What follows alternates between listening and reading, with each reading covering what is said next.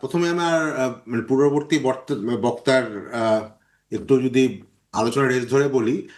আমি ওনার সাথে নীতিগতভাবে একমত, যেটা আসলে আমাদের স্থানীয় সরকারকে শক্তিশালী করতে হবে, এবং যেই এমপিরা মানে সংসদের এমপিরা আসলে মেন কাজই তো হচ্ছে আসলে আইন তৈরি করা। কিন্তু আমরা আবার এটাও দেখি, যখনই রাজনৈতিক সরকারগুলো কাজ করে তখন রাজনৈতিক সরকারের এমপিরা নিজেদেরকে এত বেশি ক্ষমতাবান মনে করে যে তারা আসলে বিভিন্ন সময়ে স্থানীয় রাইট।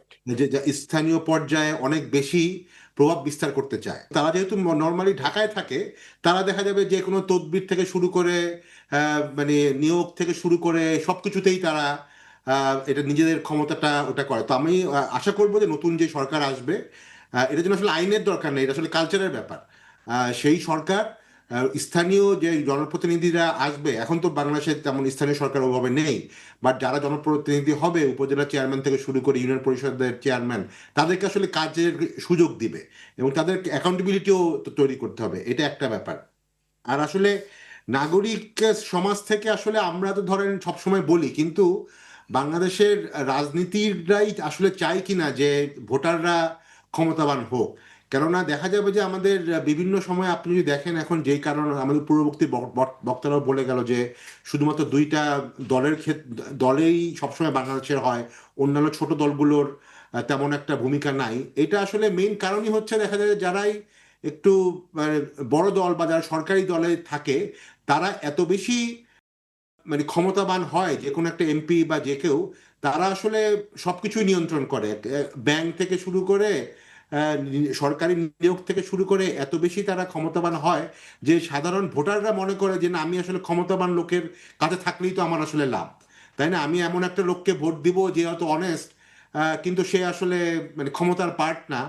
আহ, আসলে তাকে আমি কেন ভোট দিব, যেটাকে আসলে আমরা প্যাট্রন ক্লায়েন্ট রিলেশনশিপ বলি। তো সেই জায়গাটাতে আমার কাছে মনে হয় যে আমাদের রাজনৈতিক কালচার পরিবর্তন করা দরকার।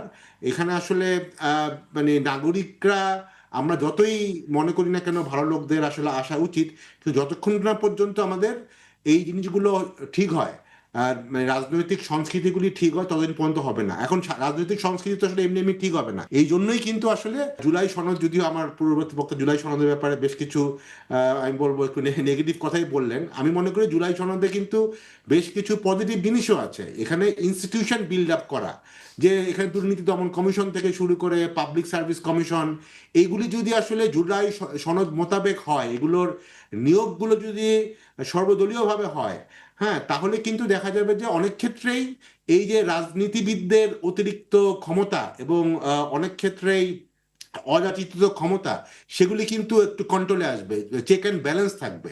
অতএব সেগুলো কিন্তু জুলাই সনদে অনেকগুলোই আসলে স্পষ্ট করে বলা আছে।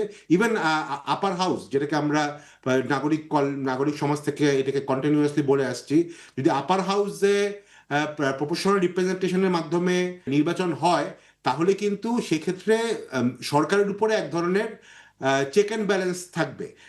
এবং বিভিন্ন যে কমিটিগুলি আছে, মানে সংসদীয় কমিটি, এগুলিতে যদি বিরোধী দলের মানে পার্টিসিপেশন থাকে, তাদের নেতৃত্ব থাকে, তখন কিন্তু এই ধরনের চেক অ্যান্ড ব্যালেন্স থাকে। তো আমার কাছে মনে হয় যে সবকিছু ভোটারদের উপর না চাপিয়ে আমাদের যে সংস্কারগুলো সম্পর্কে মোটামুটি মতৈক্য হয়েছে, সেইগুলো যদি আমরা ইমপ্লিমেন্ট করতে পারি, তাহলে হয়তো আমরা আস্তে আস্তে একটু প্রগতির দিকে যাব এবং অ্যাকাউন্টেবিলিটি যেটা আমরা বলি সেই দিকে যাব। কেননা আসলে রাজনৈতিক দলগুলো মানে আসলে অনেক ক্ষেত্রেই তারা শিক্ষা নেয় না।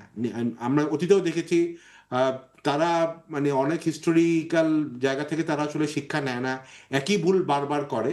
তো এই ভুলগুলি যাতে না হয়, সেগুলোর জন্যই আসলে রিফর্মগুলি করা জরুরি। এবং আমরা মনে করি যে সব রাজনৈতিক দলগুলোই জুলাই সনদে যে এই ব্যাপারগুলোতে মতৈক্য হয়েছে, আমরা আশা করি যে এখানে হা ভোটের মাধ্যমে এটা পাশ হবে, এই যে জুলাই সনদ অর্ডার যেটা, এটার পরে আমরা হয়তো কিছুটা হলেও ভালো জায়গায় যেতে পারবো। এবং যদি প্রতি 5 বছর পর পর একটা নিরপেক্ষ সুস্থ নির্বাচন হয়, সেই ক্ষেত্রে সকলেই চেষ্টা করবে যে ভুলগুলো যাতে কম হয়, যাতে তারা আবার নেক্সট টাইম ইলেক্টেড হতে পারে।